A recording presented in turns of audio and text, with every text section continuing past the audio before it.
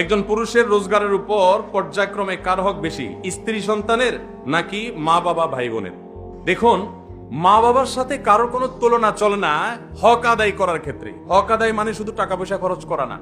আল্লাহ এবং তার রাসূল সাল্লাল্লাহু আলাইহি সাল্লামের পর সর্বোচ্চ শ্রদ্ধা পাওয়ার হকদার, সর্বোচ্চ ভালোবাসার হকদার কে? মা এবং বাবা। মা বাবার চাইতে বেশি ভালোবাসা পাওয়ার হকদার পৃথিবীতে আর কেউ, শ্রদ্ধার হকদার আর কেউ।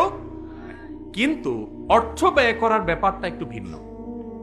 স্ত্রী যদি থাকে তাহলে প্রত্যেক স্বামীর উপরে কর্তব্য তার স্ত্রীর ভরণ পোষণের ব্যবস্থা করা। মা বাবার যদি টাকা পয়সার অভাব না থাকে, নিজেদের যা চেষ্টা দিয়ে তারা যদি চলতে পারেন, তাহলে শরীয়ত সন্তানের উপরে সন্তানের বাবা মার ভরণ পোষণ দেওয়াটাকে ফরজ করেনি। কথা কি বুঝতে পারছেন?